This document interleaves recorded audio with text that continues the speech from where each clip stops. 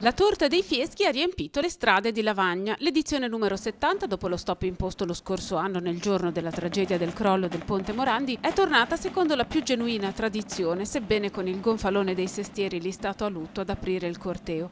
E i sestieri sono riusciti a regalare alla città la festa più attesa, nonostante le difficoltà imposte dal dissesto economico del comune. Ci siamo impegnati tantissimo cercando di, capitolo per capitolo, di risparmiare il più possibile, però cercando di fare il meglio. Sono salita sul palco diverse volte, mi sembra che la piazza sia molto gremita e mi hanno detto che c'è molta affluenza, tra l'altro tantissimi giovani.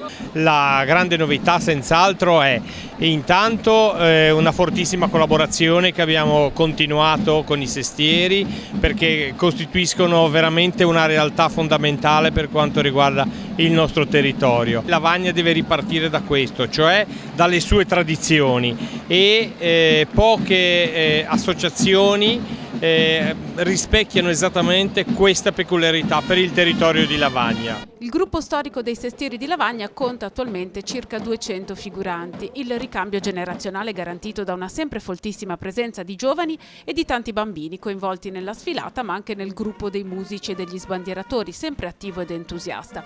Ma ci sono ovviamente anche le figure storiche, come quella dell'Araldo Messer Bulgaro da Masserano. Era praticamente un nobile un nobile banditore che andava ad annunciare le nozze del cugino Pizzo Fiesco, che praticamente si è unito in matrimonio con la nobile senese Mona Bianca de Bianchi.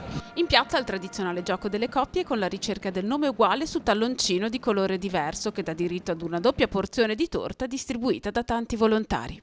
Avete già trovato la compagna voi? Subito, appena preso il biglietto ho fatto 10 metri, una ragazza è venuta verso di me e mi ha preso... Ci siamo trovati così, ci siamo trovati e abbiamo mangiato questa torta buonissima, quindi azione del destino. Buona, vabbè, io sono lavagnese, quindi ho sempre mangiato la torta di Lavagna. Quest'anno abbiamo una torta genovese.